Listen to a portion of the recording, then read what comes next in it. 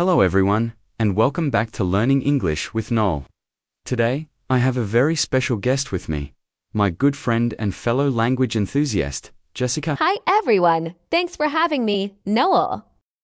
Jessica, you've helped many people learn English over the years. One question I hear all the time, and I'm sure you do too, is, why is English so difficult? It seems like such a straightforward question, but the answer is actually quite complex.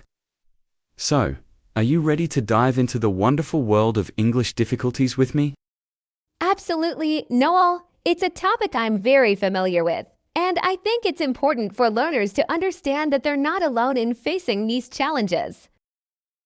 Great. So, let's start with something that often trips people up: pronunciation. English spelling and pronunciation seem to have a very interesting relationship.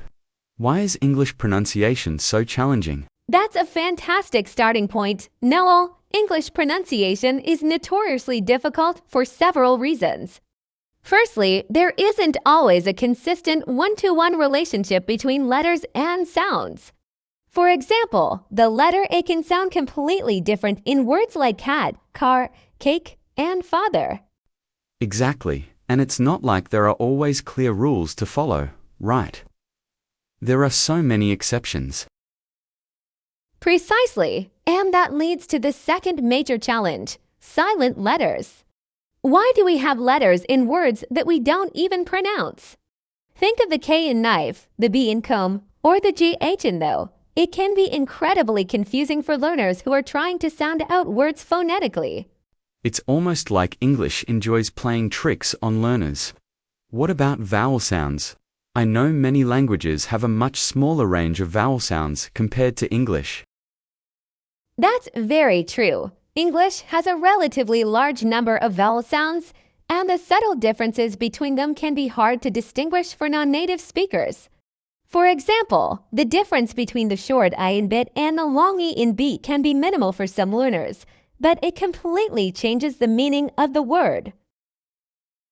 And then we have things like TH sounds like in think and this, which don't exist in many languages, and can be quite tricky to produce. Absolutely, the placement of the tongue and the airflow required for the TH sound can be a real hurdle.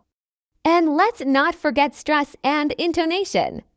The way we stress syllables within a word and the rise and fall of our voice in a sentence can significantly affect meaning and comprehension in English. That's a great point. The same word can have a different meaning depending on which syllable is stressed. Like present, a gift versus present, to introduce. It's not just about the individual sounds. Exactly. It's a combination of all these factors that makes English pronunciation so challenging. Moving on to another area that often causes headaches: grammar.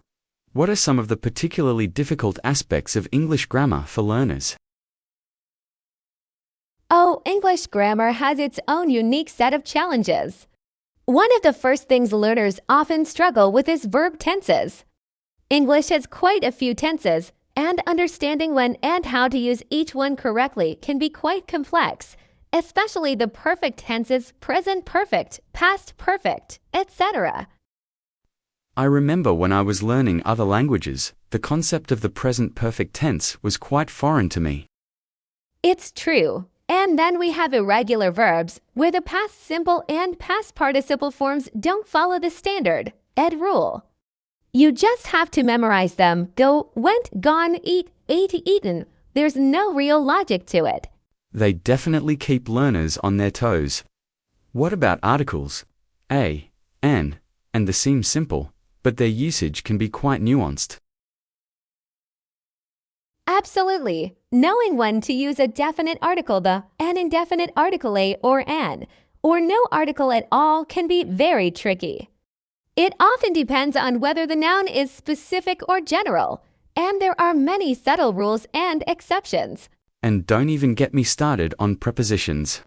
In, on, at, by, for, to. There seem to be endless possibilities, and their usage often doesn't directly translate from other languages. You're so right. Prepositions can be incredibly frustrating because their meaning often depends on the context, and there aren't always clear rules. It's something that even advanced learners sometimes struggle with. What about word order? While English generally has a subject-verb-object SVO structure, there can still be complexities. Yes, while the basic word order is relatively consistent, things can get more complicated with adverbs, adverbial phrases, and different sentence structures, especially in more formal writing. Also, the order of adjectives can sometimes feel arbitrary to learners. That's true. There's a general, though not always strictly followed order for adjectives in English: opinion, size, age, shape, color, origin, material, purpose, noun. It's something native speakers often do subconsciously, but it can be a real puzzle for learners. Exactly. So, as you can see, English grammar, while perhaps having fewer inflections than some languages, presents its own unique set of challenges. Let's move on to another fascinating area: vocabulary and idioms. What makes English vocabulary so challenging? English has a massive vocabulary, which can be both a strength and a weakness for learners. It's estimated to have hundreds of thousands of words, largely due to its history of borrowing from many other languages, like Latin, Greek, and French. So, while having many words can offer precision, it also means there's a lot to learn. Precisely, and often there are multiple words that seem to have similar meanings, but with subtle differences in nuance and usage. For example, happy, joyful, glad, pleased, they're all positive emotions, but you wouldn't necessarily use them interchangeably in every situation. And then we have phrasal verbs. These combinations of a verb and a preposition or adverb can have meanings that are completely different from the individual words. Look up doesn't mean to literally look upwards, and give up doesn't mean to physically hand something upwards. Oh, phrasal verbs, they are a notorious challenge for English learners. There are so many of them, and their meanings can be very idiomatic and unpredictable. And sometimes, a phrasal verb can have multiple different meanings. It's like learning a whole new set of vocabulary. What about idioms and expressions in general? Idioms and expressions are another layer of complexity. These are phrases whose meaning isn't literal and needs to be learned as a whole unit. To break a leg meaning good luck, to bite the bullet meaning to face a difficult situation with courage, these can be very confusing if you try to understand them literally. They definitely add color to the language, but they can be quite opaque for learners. And what about homophones and homographs? Words that sound the same but have different meanings. Homophones, like they're there, and they're all words that are spelled the same but have different meanings and sometimes different pronunciations. Homographs, like read present tense and read past tense. These can be incredibly tricky for both understanding spoken English and avoiding mistakes in written English. You really need to pay attention to the context to figure out the intended meaning. So, it seems like the vastness and sometimes unpredictable nature of English vocabulary is a significant hurdle for learners. Absolutely. It requires a lot of memorization, understanding context, and developing a feel for the language. Finally, let's touch upon something a bit broader: cultural context and pragmatics. How does this contribute to the difficulty of learning English? Language is deeply intertwined with culture, and English is no exception. Understanding the underlying cultural norms, social cues, and ways of thinking that are reflected in the language is crucial for effective communication. Can you give us an example? Certainly. For example, the level of directness in communication can vary significantly across cultures. In some cultures, directness is valued, while in others, indirectness and politeness strategies are more common. Understanding these nuances in English-speaking cultures can prevent misunderstandings. That's a great point. It's not just about the words themselves, but also how they are used and interpreted. Exactly. Pragmatics, which is the study of how language is used in context, plays a vital role. Understanding implied meanings, sarcasm, irony, and humor in English often requires a deeper understanding of the cultural context. So, it's not just about mastering grammar and vocabulary. It's also about understanding how native speakers use the language in real-world situations. Precisely, and this often comes with exposure to the language and culture over time. Well, Jessica, we've covered a lot of ground today, from pronunciation and grammar to vocabulary and cultural context. It's clear that there are many reasons why English can be a challenging language to learn. Yes, it's important for learners to be aware of these challenges and to be patient with themselves. Learning a language takes time and effort. But, despite these difficulties, English remains an incredibly important and widely spoken language, as we discussed in a previous episode. And overcoming these challenges can be incredibly rewarding.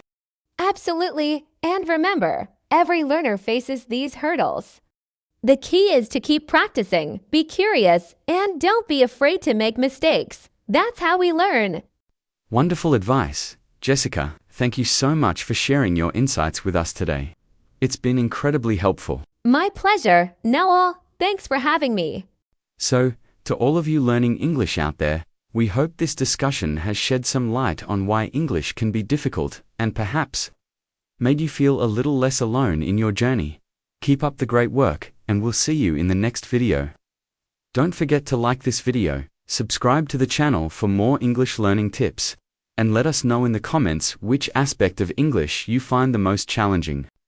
So, as we wrap up today's conversation with Jessica, I hope we've given you a clearer picture of why English can sometimes feel like a puzzle.